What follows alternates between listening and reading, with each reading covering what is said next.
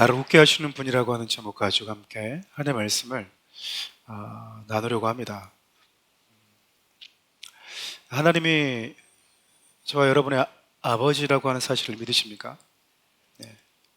하나님이 우리 아버지라고 하는 것은요, 하나님이 저와 여러분들을 위해서, 저와 여러분들을 중심으로 하나님은 일을 하신다라는 의미가 내포되어져 있습니다.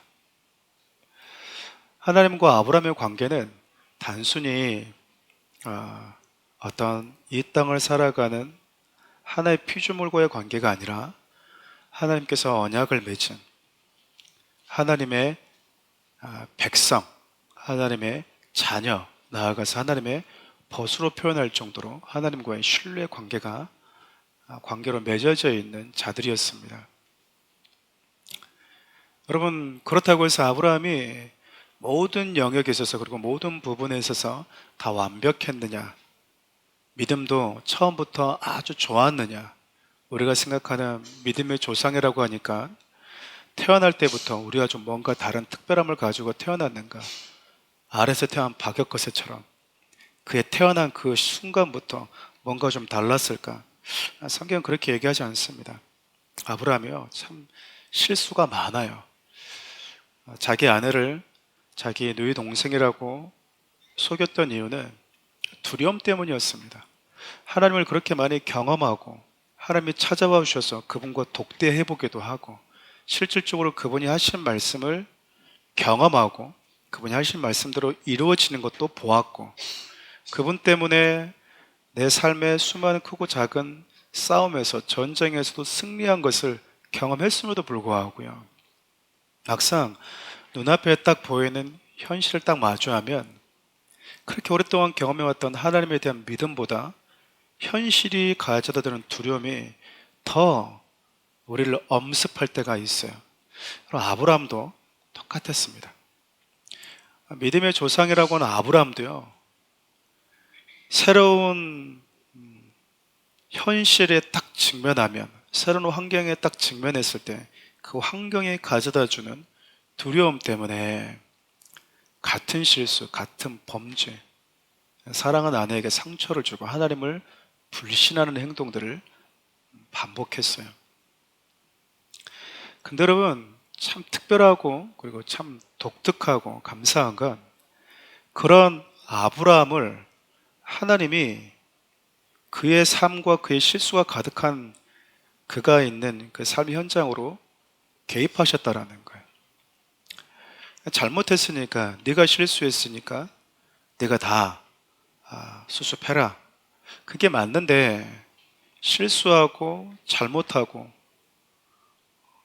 모든 것을 다 엉망으로 다 만들어 버렸는데도 불구하고 하나님이 직접 개입하셔서 아브라함의 잘못한 모든 상황들요 수습하고 계세요. 왜 그러실까? 하나님이 아브라함을 당신과 언약 가운데 있는 당신의 자녀이자 백성으로 여기시기 때문에 그렇습니다. 잘못은 다 누가 했냐면요, 아브라함이 잘못했어요. 원인 제공자도 누구였냐? 아브라함이었어요. 아브라함이 자기 아내를 자기 동생이라고 속였기 때문에 아비멜렉이라고 하는 왕이 그 여인을 자기 동생인 줄 알고, 아브라함의 동생인 줄 알고 데려간 것 뿐이에요. 근데 하나님은 이미 태중에 이삭이라고 하는 아들의 씨가 있을지 모르는 그 시기 때 아비멜렉이 취해간 사라를 취해갔다는 그 아비멜렉의 꿈속으로 들어가셔서 너는 죽을 것이다, 이 여인 때문에. 그 얘기는 여러분, 알든 알지 못했든 실수든 고의든 관계없이 하나님의 구속의 역사에 개입해서 반대하고 걸림이 되는 모든 것들이 여러분 하나님이 가만히 두지 않는다는 얘기잖아요. 근데 아비멜렉은 고의로 하나님의 구속 역사를 방해했던 게 아니라 그냥 실수로 모르고 부재 중에 그냥 살을 취했던 것 뿐이거든요. 하나님이 아비멜렉의 꿈속에 나타나서 너는 죽을 것이다. 얼마나 두려웠겠습니까? 얼마나 두려웠겠어요. 그리고 네가 그 여인을 사라를 돌려보내주지 않으면 너도 죽을 뿐만 아니라 너와 너의 속에 있는 너희 가문의 모든 이 왕궁에 있는 모든 여인들이 태도 열리지 않을 것이라고 말씀하셨잖아요. 이때 아브라함은 뭐 하고 있었을까요? 뭐 하고 있었을 거라 생각하십니까?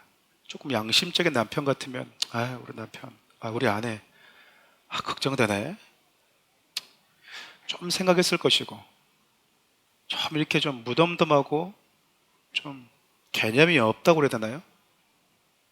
그런 이렇게 공감이 떨어지는 성향을 가지고 있었다면 아마 아브라함은 아내가 아비멜렉에게 잡혀간 게 아니죠. 이렇게 아비멜렉이 취해가는 그 순간에 그냥 자고 있을지도 몰라요. 그렇지 않겠어요? 그냥 세상 모르게 편안하게 그냥 있었을지도 모릅니다. 정작 나서서 뭔가를 수습하고 처리해야 될 아브라함은 가만히 계시는데, 어떡하냐, 그때 어떡해, 내가 할 수 있는 게 없는데 이것 말고 무슨 방도가 있나? 그러고 있는 아브라함의 삶에 하나님이 개입하셔서 모든 상황들을 하나님이 한 번에 해결해 버리십니다. 시편 118편 6절 보면요, 그 시편 기자 이렇게 표현해요. 여호와는 나의 편이시다. 이때 쓰는 표현입니다. 이때. 이 말은 뭐냐면 하나님은 당신의 자녀가 실수하고 넘어져도요, 그 자녀의 편이라는 거예요. 이 이야기는 우리의 죄악들과 우리의 범죄를 정당화하는 것이 아니에요. 가끔 자녀가 잘못해서 아버지에게 혼나요. 그래도요, 이 자녀는 당당하게 아버지에게 무언가를 요구하고 방금 혼낸 그 아이를 위해서 부모는 삽니다. 저와 여러분들이 하나님의 자녀이고 하나님의 백성이라고 하는 그 특권이 바로 여기에 있는 거예요. 실수해서 때로는 하나님께 책망을 받기도 하고, 하나님이 다윗을 징계했듯이 아픈 징계를 하실 때도 있지만, 하나님은 당신의 자녀들이 기도하는 그 기도를 통해서 일하시는 분이기 때문에 그래요. 근데 여러분, 사단은 우리에게 와서 네가 하나님의 자녀이고 하나님이 너의 아버지라고 하는 이 관계의 근거에서, 언약의 근거에서 기도해야 된다라고 하는 생각을 싹 잊어버리게 만들어요. 그리고 방금 전에, 며칠 전에 혹은 몇 년 전에 넘어졌던 그 실수와 죄악들을 보고 네 같은 게 기도한다고 해서 뭐가 이루어지겠냐, 네 같은 게 기도한다고 해서 하나님이 들으시겠냐, 참 뻔뻔도해 너는. 그걸 가지고 또 하나님 앞에 와서 용서해달라고 그러고 있어? 니나 잘하지, 그걸 가지고 또 하나님 일한다고 와서 기도하고 있어. 매번 넘어지고 또 넘어지고 또 넘어지고 무슨 낯짝으로 와서 하나님 앞에 기도하는 거야. 여러분, 이게 사단의 소리라고요. 사단의 소리예요. 근데 여러분, 하나님은요, 집을 나가서 아버지 유산을 달라고 떠났던 그 아들이 떠난 그 순간부터 늘 상가가 먼 곳에서부터 그 아이를 기다리고 있었던 것처럼요, 우리 아버지 하나님은요, 저와 여러분들의 생각인 것 같이 그렇게 마음이 좁지가 않으세요. 넓으신 분이다, 그 말입니다. 그래서 여러분, 실수하고 넘어졌다 해도 때로는 하나님이 내 삶 가운데 개입하셔서 내가 잘못하고 실수한 모든 죄악들을 수습해 주는 것을 경험했다고 하더라도, 때로는 나도 내 자신이 용서가 안 되고 내가 했던 행동들이 수치스러워서 낯짝 뜨겁다 하더라도 여러분, 좀 뻔뻔하게 하나님 앞에 와서 당당하게 기도하실 수 있길 바라요. 기도하실 수 있길 바랍니다. 그래서 제가 성도들과 이렇게 제자 훈련할 때 그런 표현을 종종 써요. 이렇게 보면 성품이 좀 착한 분들이 있으세요. 착한 분들. 그리고 좀 성품이 좀 세, 눈치도 없고, 이런 분들 두 부류의 성도들이 종종 있더라고요. 그러면 제가 이 성품이 착한 분들에게는 뭐라고 얘기하냐면, 좀 뻔뻔하게 하나님 앞에 나아가시면 됩니다. 그래요. 좀 뻔뻔하게, 하나님 저 이렇게 실수해도 저 예쁘죠? 그러고 가라고 그래요. 제가 예쁘죠? 이러고 가라고 그래요. 근데 이 눈치 없는 분들한테는 좀 염치 좀 있어라고 또 제가 얘기합니다. 근데 가끔씩 보면 염치 없는 분들도 하나님 앞에 가서 저 괜찮죠? 괜찮죠? 하면서 막 당당하게 죄에 대한 아픔도 슬픔도 눈물도 없어. 그럼 막 나갑니다. 이런 분들은 또 뭐예요? 그 정도 가지고 그럴 필요 없는데 불구하고 막 또 너무 힘들어하는 분들이 있어요. 당당하셔야 될 분들과 좀 염치가 있어야 될 분들은 알아서 여러분 적용하시길 바라요. 여러분, 아브라함 이런 실수가 우리에게 참 위로가 되지 않아요? 하나님이 인정하고 성경에서 많은 사람들이 인정하는 믿음의 조상이라고 하는 사람도 이랬다면 우리의 실수와 넘어짐과 관계없이 하나님도 나의 기도를 들으시는 분이시구나.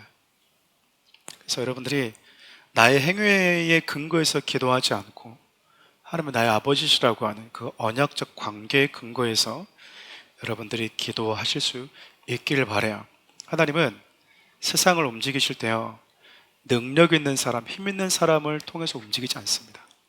하나님은 당신이 택한 백성, 언약의 백성들을 통해서 세상을 이끌어 가세요. 하나님은 세상의 유명한 위인들을 성경에 기록해 놓지 않았습니다. 여러분 어렸을 때 보면 읽지도 않은 그 위인전 막 책에 막 부모님들이 막 사서 읽어놨잖아요. 우리 아이들이 이거 읽고 좀 위인이 되지 않을까, 아이들의 허락받지 않고 엄마들이 그냥 책을 막 꽂아 놓잖아요. 거의 그대로, 새 책 그대로. 근데 여러분 그 위인들이 성경에 기록되어 있는 인물이 있나요? 몇 명이나 있죠? 네. 여러분 이 세상에서 오늘 예배드리는 저와 여러분들을 어떤 세대가 어떤 사람이 기억할까요? 기억하지 않습니다. 저도 어느 옆에 교회에서 예배드리는 성도 기억도 안 할 거예요. 근데요, 하나님은 언약 안에 있는 자들을 다 기억하는 분이세요. 그래서 세상이 아주 힘있고 위대하고 권력이 있다 하더라도, 때로는 하나님의 백성이 약하고 실수할 수 있다 하더라도 하나님은 그들과 함께 세상을 경영해 가시는 분이십니다. 여러분과 제가 그분의 그 계획 안에 있다라고 하는 겁니다. 당당하게 하나님 앞에 나와서 기도하시고 구할 수 있길 바라고, 나라와 민족을 위해서, 세계 복음화를 위해서, 주님의 나라와 통치를 위해서, 그리고 연약한 자들의 회복을 위해서 저와 여러분들이 기도해야 되는 거예요. 그럼 하나님이 그 기도를 들으시겠대요. 들으시겠대요. 안 믿는 자들이 기도를 들으시는 게 아니고요, 하나님의 백성이 기도하면 하나님이 들으시겠대요. 그럼 여러분 뭐 하셔야 됩니까? 기도하셔야 돼요. 기도하셔야 된다. 기도하지 않고 하나님이 왜 안 들어주지? 여러분 생각은 기도가 아니에요. 착각하시면 안 돼요. 어떤 분들은 막 걸어가면서 그냥 생각만 한대요. 막 하나님과 동행한다고. 스스로에게 여러분 너무 관대하지 마시기 바라요.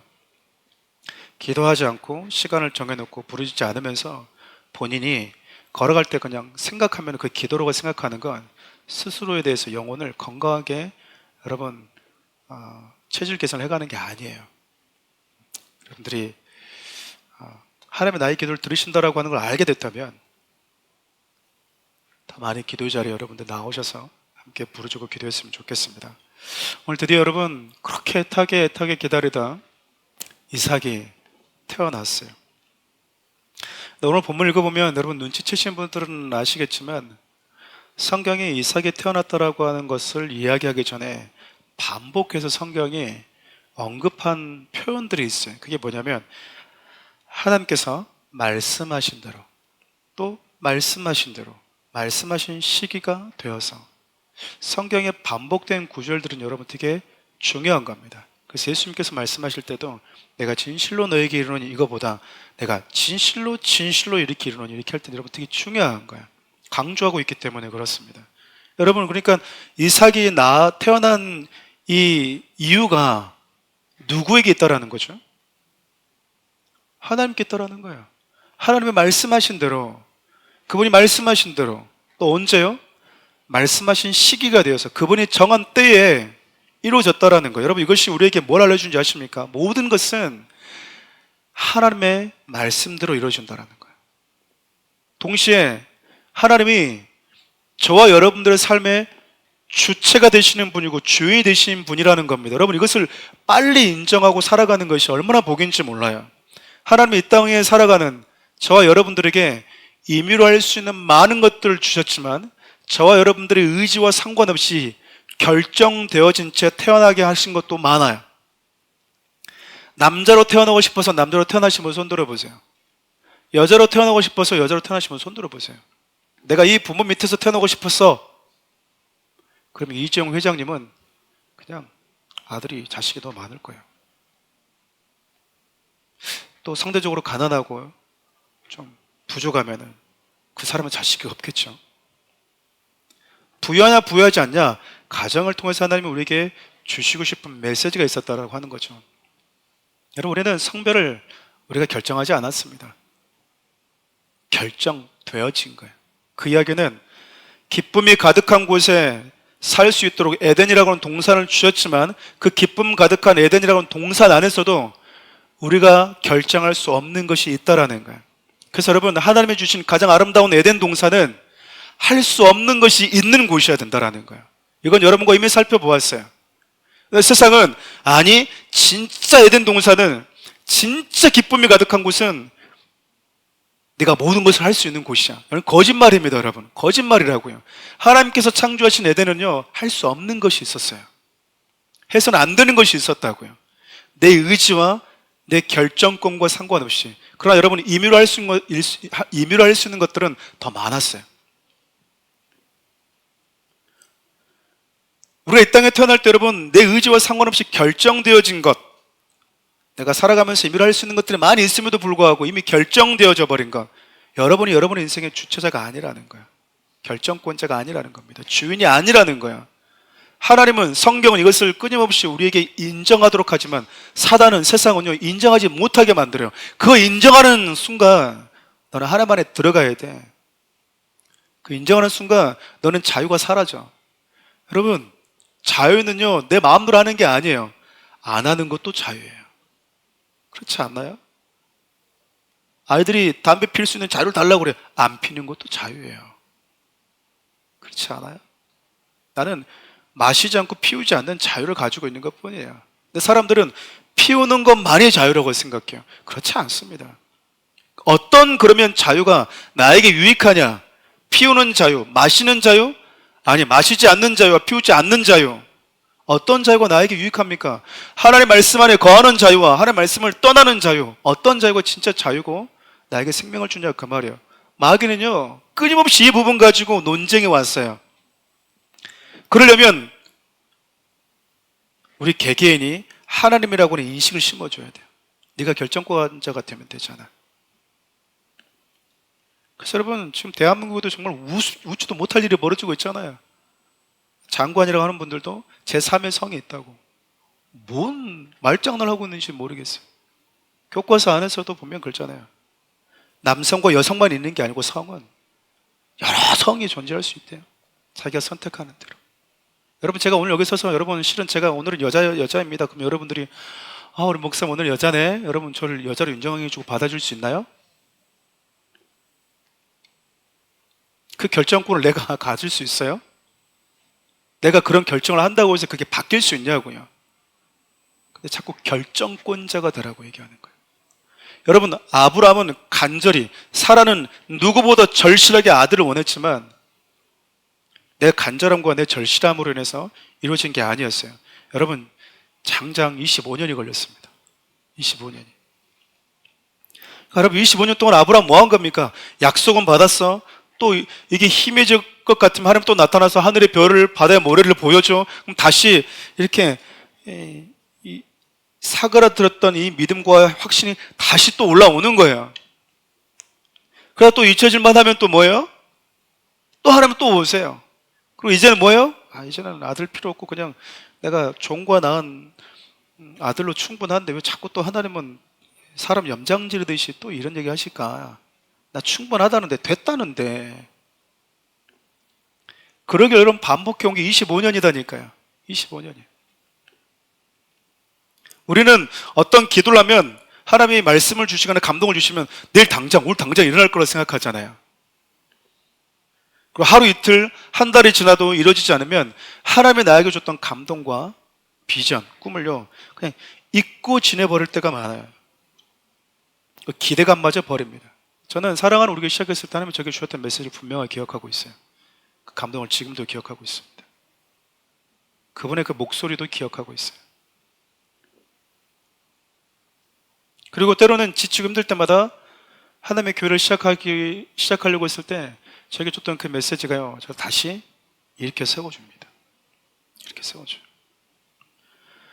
나름 좌충우돌하면서 살아왔지만 25년간 하나님께서 하신 약속을 아브라함이 기억하고 생각하면서 살아왔고 이제 드디어 약속의 열매를 맺고 있는 거예요.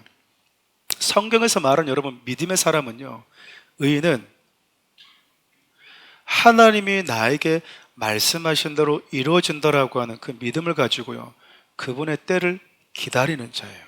성경 이 부분을 참 많이 이야기하고 있는데 우리 한 가지만 좀 찾아보겠습니다. 하박국 2장 3절과 4절 말씀 같이 읽어볼까요? 이 묵시는 정한 때가 있나니 그 종말에 속히 이르겠고 결코 거짓되지 아니하리라. 비록 더딜지라도 기다리라. 지체되지 않고 반드시 행하리라. 보라, 그의 마음은 교만하며 그 속에서 정직하지 못하나 의인은 그의 믿음으로 말미암아 살리라. 이렇게 신앙생활 하다 보니까 그런 일들이 많더라고요. 작은 하나님의 징계 속에서도 하나님이 어떤 분이신지를 경험하고 믿음 안으로 들어오는 자가 있고, 큰 징계를 경험해도 그제서야 하나님의 말씀에 순종해서 들어오는 자들이 또 있더라고요. 슬픔이라고 하는 감정은 세상 모든 것을 다 잃어버려야만이 느낄 수 있는 감정은 아니에요. 아주 작은 상실을 경험해도 슬픔이라는 감정을 느낄 수가 있습니다. 담배 한 봉 피고도 이건 아니네 이럴 수 있고요, 평생 피고 나서 이거 아니었네라고 할 수도 있어요. 우리 인간이 유한한 인생을 살고 있거든요. 유한한 인생을 살고 있어요. 그럼 우리 인간에게 있어서 하나님이 하신 말씀, 그분의 타이밍이 내 인생 가운데 가장 정확하다라고 하는 그 믿음, 그 신뢰가요, 그 기다림이 하나님이 우리를 보실 때 믿음의 사람, 의인으로 인정하는 기준이 된대요. 아브라함은 여러분 진짜 사라와의 몸에서 딱 한 명 낳았습니다. 한 명 낳았다고요. 한 명. 근데 하나님은 아브라함에게 무슨 약속을 했죠? 하늘의 별과 바다의 모래를 약속하셨어요. 근데요, 아브라함은 사라와의 관계에서 하나 놓고 죽었습니다. 근데 25년간 기다림 속에서 딱 하나를 얻었는데요, 아브라함은 하늘의 별과 바다의 모래 같은 자손을 하나님은 주실 수 있는 분이다라고 하는 믿음 갖고 죽었어요. 에이, 하나 줬는데 하나가 바다의 모래고 하늘의 별이야, 이렇게 말하지 않고요, 하나를 경험해도 하늘의 별과 바다의 모래를 볼 줄 아는 사람이 있고요, 백천을 보여줘도 하늘의 별과 바다의 모래를 보지 못하는 성도들도 있습니다. 저는 아브라함의 믿음이 그런다고 생각해요.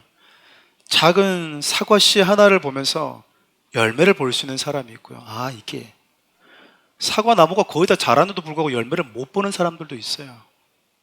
여러분 어떤 믿음의 사람이십니까?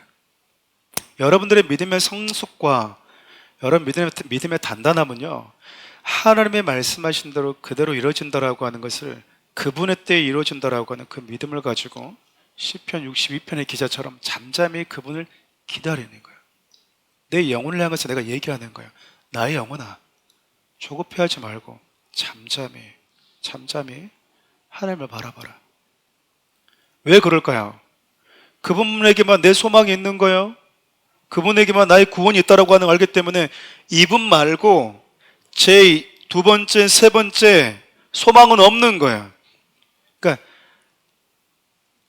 이란밖에 없다 그 말입니다. 쉽게 얘기하면 우리가 어떤 거 계획하면 차선책이고 그 다음 또 차선책이 있잖아요. 근데 하나님을 기다리는 자들, 25년이건 평생이건 하나님만 기다리는 자들은요, 하나님을 딱 따르는 순간부터 차선책을 만들지 않았기 때문에 그래요. 여러분 누가 기도자를 묵묵히 지키고 있는지 아십니까? 여기 떠나면 내가 할 게 없어. 여길 떠나도 나를 도울 수 있는 사람은 없어. 나에게 차선책이란 없어. 그런 자들이 기도하는 거예요. 근데 하나님 딱 3일이에요 3일 기도가 안 들어주면 나 알죠. 나 바로 이 차선책 2번 3번 있는 거 알죠. 갑니다. 딱 기도하다가 오늘 3일째요 하나님 저 믿음 없다 말하지 마요. 하나님이 안 들어준 거니까. 뭐예요? 가요. 우리는 간다고. 근데 성경에 등장했던 수많은 사람들이 결국 하나님을 만나고 하나님의 때에 그분이 어떤 열매를 가지고 나에게 안겨주신지를 경험했던 사람은요, 이란밖에 없었어요. 이란밖에. 내 영적인 배 수준을 딱 쳐버렸다 그 말입니다. 하나님 말고는 없습니다.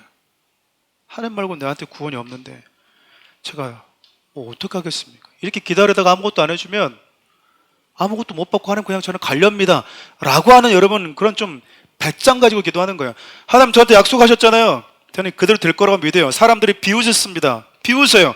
네 하나님 어딨냐고. 근데 하나님 저는 여전히 하나님의 약속을 믿고 그 말씀대로 내 삶 가운데 이루어질 거라는 확신을 가지고 있어요. 그런데 내가 이 땅을 사는 동안 하나도 나에게 이루어지지 않는다면 저는 하나님에 대한 그 믿음 가지고 하나도 받지 못한 상태로 그냥 가겠습니다. 그러고 사는 거예요, 여러분. 그러고 가는 거예요. 죽을 때 결국 약속은 거짓말이었어 이러고 가는 게 아니다 그 말이에요, 여러분. 나한테 하나님 뻥을 치시다니. 여러분 어떤 마음 갖고 사는 거예요? 저도 여러분 하나님 기다려봤는데 하나님이 잘 빨리빨리 뭘 안 해주실 때가 많더라고요. 저만 그렇습니까? 그러면서 여러분 제가 믿음이라고 하는 걸 뭔가를 갖게 된 거예요. 많은 분들이 그랬어요. 기도를 언제까지 합니까? 응답받을 때까지 그러니까 저도 응답받을 때까지 하니까 뭐 안 받을 일이 있나. 근데 어떤 건 여러분 기도를 해도 잘 안 이루어지는 게 있어요. 마음의 실망이 찾아오잖아요. 그때 제가 성경을 읽으면서 하나님의 인정하시는 의인과 믿음의 사람의 누군가를 봤더니 그들은요 기다렸던 사람이에요. 요셉 여러분 13년을 기다립니다. 다윗 쫓겨다닌 시간이 13년에서 길면 15년이에요. 아브람 25년입니다. 여러분 믿음의 사람 되고 싶으십니까? 도전하고 싶으세요?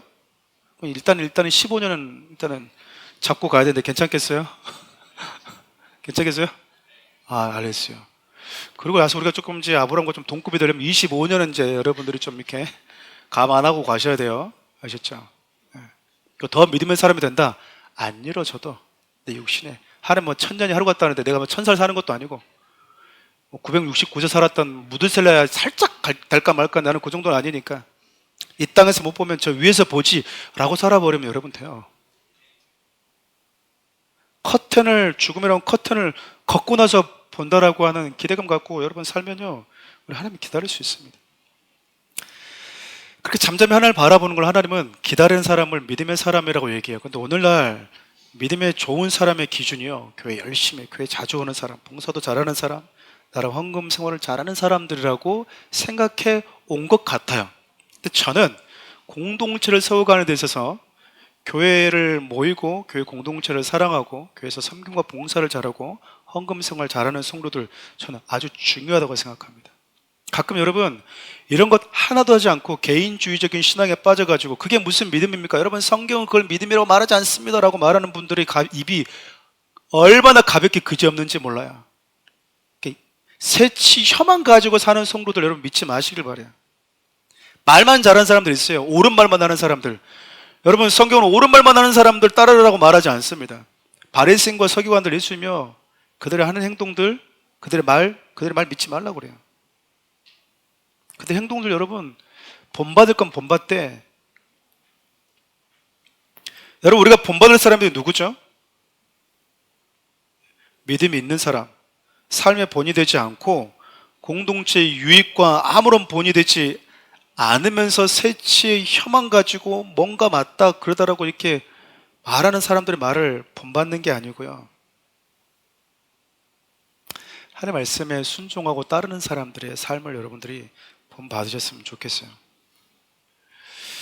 여하튼 여러분 성경에서 말씀하고는 참된 믿음의 사람, 성숙한 사람은 하나님을 잠잠히 옆에서 보면 이제 난리 칠 거 아니에요. 도대체 언제 지금 10년 지났어 20년 지났어 이 정도면 충분히 많이 기다린 거 아니야? 옆에 봐봐 너처럼 더 많이 기다리는 사람 누가 있어? 그러네. 그런 게 아니라 하나님이 정하신 그때에 반드시 하나님의 말씀은 이루어진다라고 하는 그 믿음을 가지고 저 여러분들 살았으면 참 좋겠어요. 그것에 대한 증거가 여러분 성경이에요. 성경이라고 하나님의 말씀대로 이루어지는구나, 이루어져 왔고 이루어졌고 이루어질 거라고 하는 것. 두 번째 여러분 아브람과 사라가 아들 낳고 이름을 뭐라고 짓죠? 이삭이라고 짓습니다. 이삭이라고 하는 이름의 뜻이 웃음이라고 하는 뜻이에요. 기쁨, 웃음. 6절을 같이 한번 읽어볼까요? 사라가 이르되 하나님이 나를 웃게 하시니 듣는 자가 다 나와 함께 웃으리로다. 이삭이라고 하는 이름의 뜻이 웃음인데 사라가 뭐라고 얘기하냐면 하나님이 나를 뭐 하겠대요? 웃게 해줬대요. 여러분, 사라는 웃을 일이 없어요. 아브라함 웃을 일이 있을까요, 없을까요? 아브라함 한번 웃어봤습니다. 누구 때문에? 이스마엘 때문에 한번 웃어봤잖아요. 그래도 자기 씨니까. 아브라함이 자기 남편이 이스마엘 보면서 하갈과 웃고 있을 때 사라는 웃을 수 있었을까요? 웃을 수 없었을까요? 못 웃죠. 그러니까 어쩌면 아브라함도 불편해. 웃다가도 사라 딱 보이면 뭐예요? 안 웃는 것처럼 흉내 낼 수밖에 없어요. 왜죠? 웃었다가는 밤에 뭐예요? 당신이 오늘 아침에 좋은가 보더라. 아, 내가 뭐가 좋아? 아까 많이 웃던데 내가 언제 웃었다고 그래? 당신 참 이상하네. 이스마엘 허허 웃어. 봐, 이스마엘 할 것도 웃잖아. 웃는 게 아니야. 가서 하갈이랑 자. 옆방 가서. 그렇지 않겠어요, 여러분? 기분 나쁘잖아요, 여러분. 여러분, 사람만 웃지 못했어요. 근데 하나님이 작년에 이맘때 나타나서 사라에게 진짜 염장지른 마지막 한마디 하고 가셨거든요. 시간을 딱 정해줘 버린 거야. 내년에 너한테 아들이 있다. 그러니까 여러분, 사라가 얼마나 어이가 없습니까? 진짜 그만해야지. 이게 희망 고문이야. 안 그래요? 25년이 지났어요. 오려면 좀 빨리 오든가. 그렇지 않아도 몸이 약해서 아이를 낳을 수 없는 몸인데 경수까지 끊어졌으니까. 근데 그 상태에서 하나님이 이제 내년이다. 다 왔다. 내년이다. 살아가요. 여러분, 그 천막 뒤에서 그냥 웃었어요. 웃으면 안 나겠습니까? 말도 안 되는 소리. 하나님, 자식 안 줘도 당신 잘 믿을 거니까 그런 말 저한테 좀 그만 좀 하십시오. 여인에게 있어서는 되게 슬픔이고 여러분 되게 괴로운 시간인 거예요. 그 웃음이겠습니까? 근데 하나님이 진짜 사라를 뭐하게 한 거예요? 웃게 만들어준 거예요. 사라를 웃게 만들어줄 수 있는 건 이것밖에 없어. 여러분, 뭘 알려주고 싶으신 걸까요? 하나님은요, 저 여러분들의 삶에 기쁨을 주시는 분이세요. 사라는 아들이 있어야만이 웃을 수 있어요. 사라가 뭐가 부족하겠습니까? 비록 자기를 네 동생으로 팔았지만 그래도 아브람 나름 매력 있는 사람이에요. 그렇죠? 괜찮은 사람이에요. 부유해요. 어디 가든지 인정받는 사람이라고요. 그런데 사라의 마음에 환하게 웃게 만들어줄 수 있는 건 아브람의 능력 바깥 일입니다. 우리 시편 30편 11절 말씀을 같이 읽어볼까요? 주께서 나의 슬픔이 변하여 내게 춤이 되게 하시며 나의 베옷을 벗기고 기쁨으로 띠띠우셨나이다. 여러분, 나의 베옷, 슬픔 가득한 그 베옷을 하나님이 벗기고 기쁨으로 띠띠우셨대요. 슬픔이 변해서 뭐하게 해주셨대요? 기쁨이 되게 해주셨대요. 사라가 하나님이 나를 웃게 하셨을 뿐만 아니라 내 얘기를 듣는 모든 사람들도 내가 가진 이 기쁨에 참여하게 될 거라고 지금 얘기하고 있잖아요. 여러분, 이것은 이삭의 후손으로 오실 예수 그리스도가 저와 여러분들에게 궁극적으로 회복시켜 주실 그 기쁨이 뭔지를 알려주십니다. 세상의 모든 것을 다 가지고 있어도요, 하나 없는 것, 이 세상의 많은 것들을 가지고 있어도 하나님과 단절된 채 살아가야 되는 그 우리 인간에게, 특세를 여러분 나오신 분들 아시겠지만 제가 부활주가 마지막 5일째 때 그 얘기를 했어요. 이 땅에 태어난 성도들은, 이 땅에 태어난 사람들은 안 죽는다. 안 죽어. 영 버리든 영생이든 둘 중 하나를 간다고. 여러분, 그게 무서운 거예요. 우리가 신앙생활을 허투루 할 수 없는 건 에이, 죽으면 끝나지. 아니요. 안 죽어요, 여러분들은.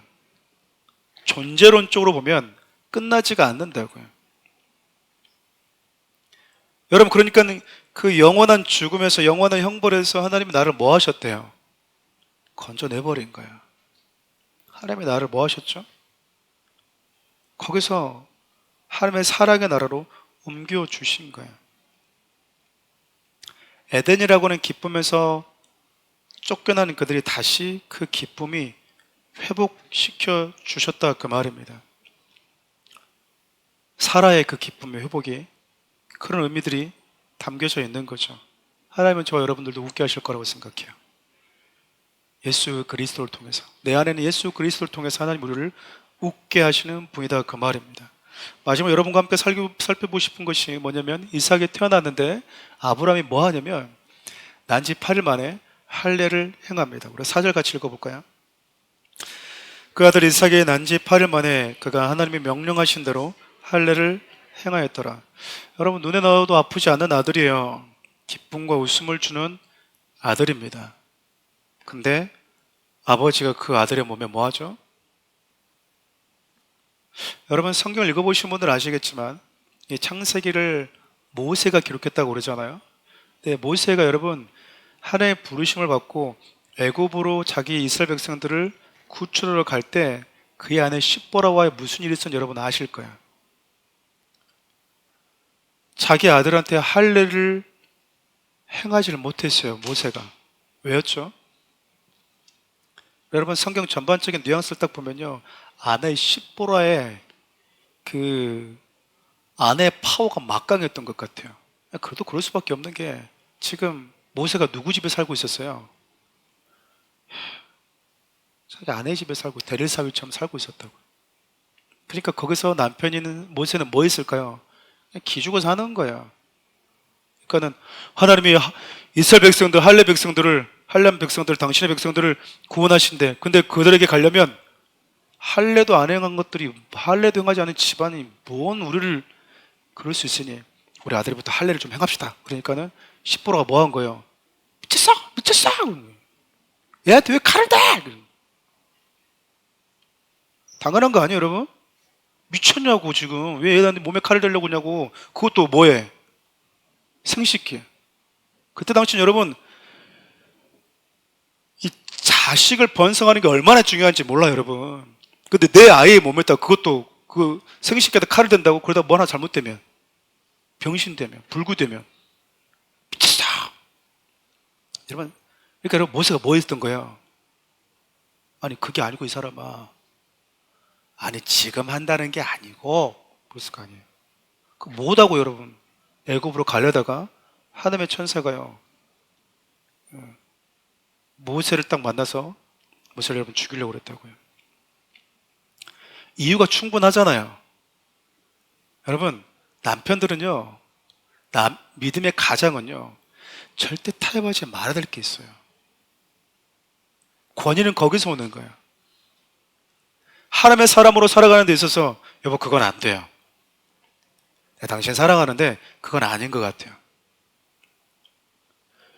권위가 거기서 온다니까요. 여보, 그래도 기도해야 돼요. 아니, 그래도 오늘 하루만, 내가 언제 뭐 일주일 빼자고 그랬어, 이번 주 하루만 기도하면 되지. 그럴까 이 사람아? 권위는 사라져야 되는 거예요. 얘들아, 예배드리자. 아빠, 그럴까? 권위는 사라지는 거예요. 내가 아무리 아내를 사랑하고 남편을 사랑해도요, 거침없이 칼을 들 땐 칼을 들어야 되는 거예요. 모세는 그걸 못했어요. 근데 여러분, 나를 웃게 하신 하나님, 여러분 태어나자마자 여러분 자기 품에 안겨있는 그 아이를 아브라함이 뭐 하는 거예요? 여보, 얘 줘봐요. 왜요? 오늘 연기가 좀 됩니까? 왜요? 하나님 말씀하신 대로 할례를 좀 행해야 되겠어요. 근데 여러분, 사라가 여러분 반대했다는 얘기가 나와요? 안 나와요. 아브람보다도 더 애틋하게 바라봤을 사라예요. 근데 사라가 뭐 하죠? 단 한마디 말도 없어요. 그리고 그의 몸에 칼을 댑니다. 아무리 사랑해도 정말 눈에 넣어도 아프지 않을 만큼 아까워도요, 부모는 자녀들의 의지와 관계없이 잘라내야 될 분들을 잘라내줘야 되는 거. 그것이 바로 옛사람과의 결별이에요. 아무리 사랑의 마음이 있다 해도 여러분, 하나님의 말씀이라고 하는 그 지식을 좇아서 사랑하지 않게 되면요, 그 영혼은 망하는 거예요. 좋은 걸 주는 게 아니다, 그 말입니다. 그래서 여러분, 사랑의 마음과 더불어서 중요한 게 사랑에 대한 올바른 지식을 가지고 있는 거예요. 그러지 않으면 내 방식대로 사랑해서 맨날 다퉈요. 나는 내 방식, 너는 네 방식. 그래서 뭐 하죠? 나는 그런 뜻이 아니었어. 그럼 나도 그런 뜻이 아니었어. 둘이 질질 짜다가 막 싸우고 또 막 못 살겠어. 안 맞는 것 같아. 성격 차이인 것 같아. 성격 같은 사람 누가 있어요? 누가 있냐고, 성격 같은 사람이. 그래서 사람들이 그래요. 성격 차이로 헤어진대. 여러분, 성격 같은 사람이 한 명도 없어요. 지문도 다르는데 어떻게 성격이 다 같아? 사랑하는 마음은 누군가와 함께하고자 하는 동기는 되지만 그 동기가요, 결혼 생활을 유지시켜주지는 못해요. 못한다니까요. 그 사람이 가지고 있는 매력은 함께하고 싶은 동기를 만들어낼 수 있지만 그 매력이, 함께하고 싶은 그 매력을 발산하는 그 매력이요, 결혼 생활을 유지시켜줄 수 있는 힘이 아니라니까요. 착각하는 거예요, 여러분. 배워야 되는 거예요. 사랑을 배워야 된다고요. 지식을 쫓아서 사랑하는 방식을 배워야 돼요. 남편은 아내를 어떻게 사랑해야 되는지, 아내는 남편을 어떻게 사랑해야 되는지 어디서 배울 거예요? 대부분 다 누구한테 배워요? 엮이는 과정에서 배우는 거예요. 우리 아버지, 우리 어머니 따뜻하게 사랑해 준 적도 없어. 근데 아빠를 통해서 어설프게 배운 걸 가지고 아빠 흉내를 내고 있는 거야. 우리 엄마, 아빠 맨날 무시하고 살았어. 배울 데가 없다 보니까 우리 아빠 맨날 무시하며 살았던 우리 엄마 어깨너머로 내 엄마처럼 되어가고 있는 거예요. 가정을 창조하시는 분이 하나님이라면 배워야죠. 자녀를 주신 분이 하나님이라면 하나님의 자녀를 어떻게 양육하기를 원하시는지를 배워야죠. 근데 우리는 다 뭐 하죠? 다 내 방식, 대치동 엄마들이 기준이 되어 있다고 그 말이에요. 여러분, 하나님께서 아브라함에게 말씀하신, 특별히 아브라함의 아들 이삭에게 하려는 한 것은요, 단순히 의식이 아니에요. 하나님과의 언약의 표를 새겨주는 거였습니다. 너는 하나님의 사람이다. 너는 이 땅에 속한 사람이 아니다. 그게 아버지가 해줄 수 있는 가장 좋은 거래잖아요. 소속을 딱 정해주는 거야. 가서 태어나자마자 아이들 족보에 가서 이렇게 하고 오는 게 아니고요. 너의 족보는 저 하늘에 있다. 너의 소속은 하나님께 있어. 이거는 너 의지와 상관없이 아빠가 해주는 거야. 자녀가 이해하지 못해도 부모가 먼저 하나님의 관계 안으로 이끌어낼 책임이 있는 거예요. 여러분, 포피를 잘라낸다고 하는 것은 죄의 본성, 육적인 삶, 내가 하나님 앞에서 죽었다라고 하는 선언과 똑같거든요. 그래서 여러분, 부모가 자녀들에게 해줄 수 있는 할례가 뭐라고 생각하십니까? 육체적 할례가 아니잖아요. 또 이제 이걸 그대로 가지고 가가지고 자격증도 없는데 아들아 이리 와봐라, 엄마가 수술 좀 해주자, 또 이런 분들은 진짜 돌봐줘야 되는 거야. 이런 분들은 지금 그 얘기가 아니잖아요. 아픈 걸 알아요. 피가 흐를 것을 알고 있어요. 내 아이의 몸에 여러분, 코피 나면요, 부모들이 벌벌벌 떨어요. 콧물만 나와도 벌벌벌 떠는데 어디 이상이 있는 거 아닌가? 불안하거든요. 내 아이 몸에 아버지가 직접 지금보다 좋지 않은 의료 그 환경 속에서 아이에게 돌칼 같은 걸로 포피를 잘라낸다? 그만큼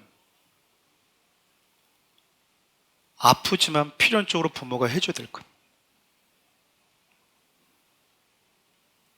그래야지 여러분, 아이들이 자기 몸을 보면서 뭐 하는 거예요?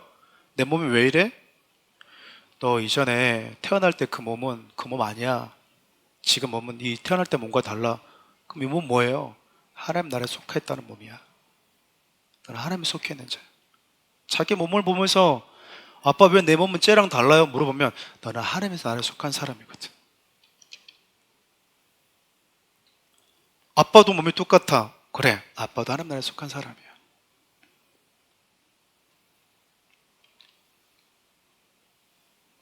여러분, 태어난 아이에게 아야, 세상이 참 험하다. 그냥 아빠가 예방접종 해두듯이 내한테 조금 아픔을 좀 줄게. 좀 경험을 좀 해봐라. 코도 좀 깨져보고, 코도 탁탁 때려보고, 코피 나지? 이게 코피란다. 담배 한번 빨다가 담배도 펴봐라. 음주 가무도 한번 많이 즐겨봐라. 세상은 그런 곳이란다. 라고 하는 부모 있어요, 없어요? 없어요. 가끔 자식들 앞에 놓고 다 컸다고 아빠한테 맥주 한잔 따라봐라. 아빠한테 술 배우는 거다. 그 술 배웠던 아버지가 어머니 때렸던 사람이잖아. 뭔 술을 배워? 무엇이 가장 좋은 길이고 유익한지 아직도 그 부모는 모르고 있는 거예요. 그러니까 아이들한테 뭐라고 그러는 거예요? 세상에 이런 곳이니까 술 한잔 따라봐라. 이런 행동들 하고 있는 거예요. 그런 부모들은 여러분 좀 죄송하지만 모르는 거예요. 아직까지도 모르는 거예요. 나이가 들었으면서도 나이만 들었지 내 아이의 영혼에 뭐가 중요한지 모르고 있다고. 지식이 없다고. 여러분, 나이 든다고 해서 여러분 지식이 생기는 줄 아십니까? 우리 아이들이 저보다 영어를 잘해요.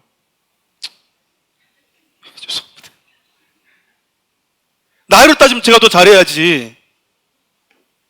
우리 아이들이 저한테 와가지고 단어 얘기하면 What? What? 아빠 몰라 그러면 아빠 엄마 모른대 막 그래. 모를 때도 있는 거야. 안 배웠으니까 아이들같이 배우지 않았으니까 또 지금도 안 배우고 있으니까 모르죠. 나이 들면 여러분 영어가 다 잘 됩니까? 착각이에요 여러분.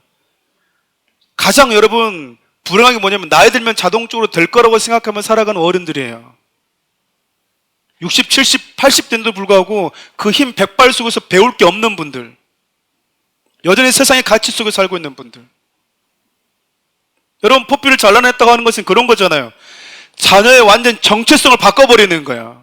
정체성을 바꿔버리는 거예요. 그리고 그 아이를 위해서 뭐 해주는 겁니까? 하나님을 알 수 있는 환경을 만들어주는 거야. 하나님의 누구인지에 대한 질문을. 여러분 태어난 아이가 여러분 아빠 엄마 보면서 이 사람 우리 아빠네 우리 엄마네 여러분 몰라요. 3살 4살 됐을 때요 그때 인지 능력이 생깁니다. 그때까지 뭐 하죠? 너 인지 능력 생길 때까지 못 알아보니까 나는 그냥 몰라 이 새끼 네 알아서 살아. 안 그럽니다. 인지 능력이 없는 순간에도요 지속적으로 내가 너의 아빠고 너의 엄마고 아빠 엄마는 어떻게 너에 대해서 해주는 사람인지 지속적으로 사랑을 공급해줘요. 아이가 여러분 하나님에 대한 지식이 없을 때도 하나님이 누구인지 전혀 모를 때에도 부모가 해줄 수 있는 건 뭡니까? 예배 환경을 만들어주는 거예요. 말씀 읽는 환경을 만들어준다고요. 나아가서 말씀에 순종하는 아빠의 모습, 엄마의 모습을 보여주는 거예요. 그래서 아이들이 아빠를 보면서 아빠 나는 아빠처럼 그렇게 신앙생활 하고 싶어요. 엄마 나는 엄마같이 기도하는 사람이 되고 싶어요. 본이 됐다라는 거예요. 본이 됐다라는 거잖아요. 여러분들 지금 다 앉아있지만 여러분들 신앙 탁 이렇게 수면 위로 탁 까발릴 수 있는 방법이 있어요. 제가 5층 올라가가지고요 한 명씩 애들 불러가지고 엄마 어때? 너 솔직히 말해 엄마 닮고 싶어? 아니요. 끝나는 거예요. 아빠 어때? 아 괜찮아. 우리 아빠 절대 말하면 어제 엄마랑 싸웠어요. 여러분 애들이 물어보지도 않아도 선생님한테 가서요 교회 딱 오자마자 어제 엄마랑 싸웠어요 그래요. 물어보지 않았어. 알고 싶지도 않아. 근데 애들이 얘기를 해. 아이들이 선생님한테 가서 다 얘기를 해. 그리고 엄마 아빠는 그 순간 몰랐잖아요. 아이들이 그냥 가만히 있으니까. 근데 그 아이들이 와서요 왜 싸웠는지를 디테일하게 얘기를 해버려. 엄마가 이래가지고 엄마가 이랬는데 아빠가 이런 말 해버렸어요. 나도 못 참고 그냥 이렇게 해가지고요 나는 무서웠어. 그래. 근데 우리는 무서웠던 것만 그때 그 장면만 애들이 이러고 찌그러져 있는 모습만 봤잖아요. 애들이 여러분 다 얘기해본다니까. 다 얘기해버려요. 어릴수록 더 잘해 얘기해. 더 잘 얘기해. 딱 물어보세요. 너 어떤 남자, 아빠 같은 남자 만나고 싶어? 네. 우리 아빠 같은 남자 만나고 싶어. 성공한 겁니다. 엄마 집에서 뭐해? 기도 많이 해? 네. 엄마 맨날 기도하고 성경 보고 그래요. 성공한 거예요. 엄마 뭐해? 맨날 드라마만 봐요. 집에 가면 맨날 TV 켜져 있고 맨날 아침 드라마 보면서 막 욕하고 막 그래. 막 자기도 화나가지고 막 아유 뭔년 그러면서 욕을 엄마한테 배웠대. 가끔 여러분 제가 이렇게 목회하면서 어떤 일들이 있냐면 초등학교도 입학하지 않은 유치원생들, 초등학교 갓 입학한 학생들을 데리고 와서 교회 와서 저에게 상담할 때 이렇게 상담하는 분들이 있어요. 목사님, 예배가 참 좋고 교회가 참 좋습니다. 근데 우리 아이들이 예배를 좀 지루하게 여겨서 좀 재밌게 하는 교회로 가려고요. 저는 목사님 설교가 참 좋거든요. 예배도 참 좋거든요. 근데 우리 아이가 어떻게 느끼는지 보고 결정하려고요. 제가 좋아도 아이가 싫으면요 여기서는 예배 못 드릴 것 같아요. 그런 분들이 계세요. 여러분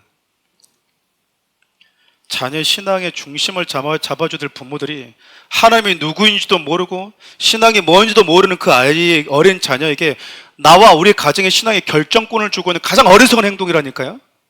가장 어리석은 행동이에요. 내가 보기에 이 영혼이 사는 곳이 여기다 그러면 뭐 해야 됩니까? 머물러야죠. 근데 하나님도 몰라. 여러분 유치원생 아이들이 초등학생 아이들이 그날 딱 예배 드리고 와가지고 밥 먹으면서 아빠 엄마한테 드릴 말씀이 있어요. 뭐냐? 오늘 내가 이 교회 가서 예배를 들어보니까 말씀이 살아있네.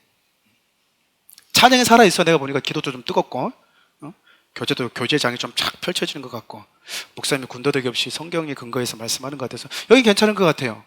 여러분 그걸 기대하세요. 아이들한테 답답할 때가 얼마나 많은지 몰라요.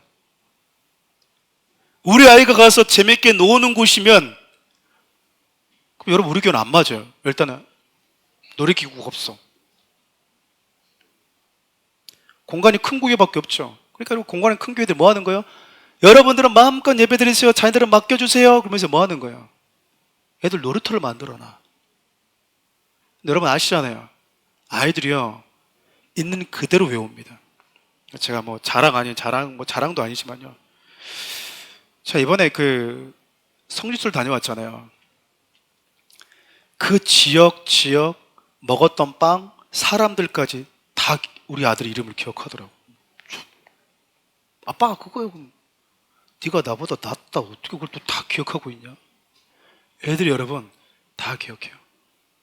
여러분들한테 아마 피아노를 쳐라고 그러면 자꾸 여러분 가닥에 나와가지고 선생님 이렇게 한번 쳐봐도 되죠? 자꾸 그래서 더딜 거예요. 애들은요 똑같이 쳐버립니다. 똑같이 쳐버려요. 여러분 보면요 놀래요. 애들이 피아노 치고 연주한 거 보면. 왜죠? 습득력이 얼마나 여러분 스펀지 같은지 몰라요.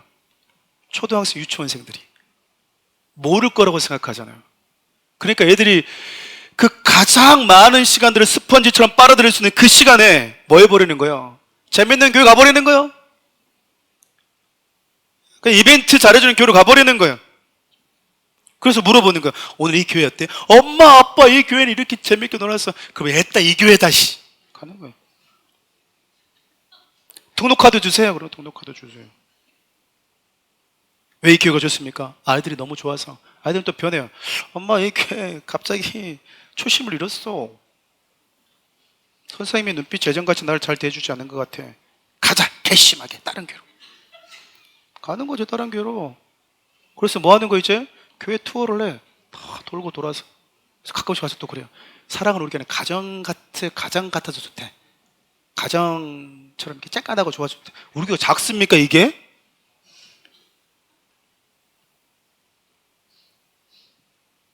여러분 이건 여러분 진짜 아이를 사랑하는 게 뭔지를 몰라서 그래요. 여러분 저는 이 마음을 아브라함이 하나님께 배웠다고 생각해요. 언약 아래에 있는 자기 자신을, 나 자신을 하나님 아버지가 어떻게 대해오셨는지 아브라함이 25년 동안 경험했잖아요.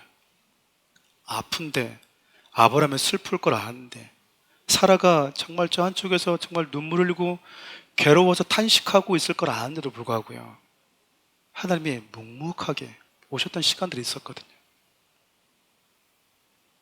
사람들 얼마나 비웃었겠습니까? 네가 무슨 믿음의 조상이라고, 무슨 하늘의 별과 땅의 모래라고. 여러분 우리가 포피를 잘라내도 세상 우리한테 그럴 수 있다니까요. 니 같은 게. 이 말씀을 읽고 마치도록 하겠습니다. 갈라디아서 6장 14절을 표준 세번역 같이 한번 읽어볼까요? 그런데 내게는 우리 주 예수 그리스도의 십자가밖에는 자랑할 것이 아무것도 없습니다.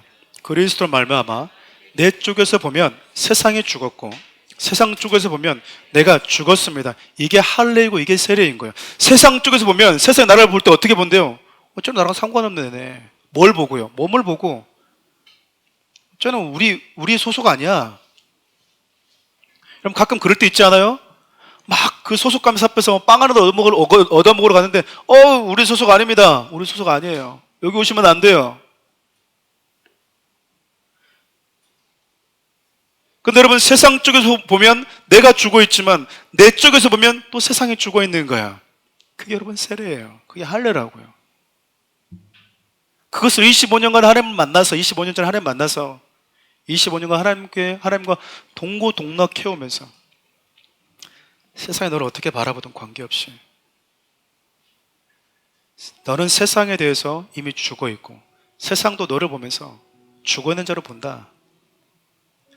하나님의 말씀과 하나님의 비전과 꿈과 계획이 아무도 관심 없어도 너에게는 가장 의미가 있는 삶. 왜죠? 아브라함은 할례를 행한 사람이거든요. 아마 아브라함은 이삭에게 할례를 행했을 때 똑같은 마음이었을 거야. 하나님은 너에 대한 꿈을 가지고 계셔. 근데 그 꿈을 세상은 비웃을지도 몰라. 하나님은 너에 대해서 언약을 성취하기를 원하셔. 너의 삶은 그 언약 안에서 이루어질 거야. 근데 그 언약의 삶을 살아가는 데 있어서 사람들은 무관심하고 가치 있게 여기지 않을 수도 있어. 왜냐면 세상은 너에 대해서 죽어 있으니까. 너도 세상에 대해서 죽은 자다.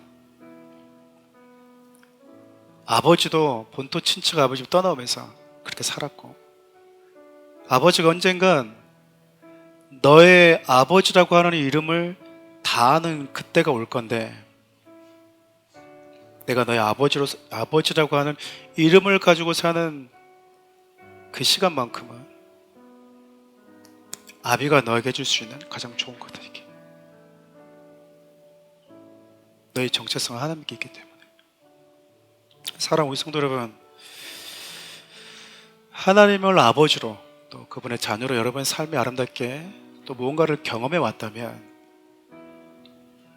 여러분과 제가 자녀들에게 줄 수 있는 것은, 진짜 나를 웃게 하시고 자녀를 웃게 하는 건요, 그의 영혼을 사망에서 죽음에서 생명으로 기쁨 가득한 곳으로 옮겨주신 예수 그리스도 언약 아래 머물게 해주는 겁니다.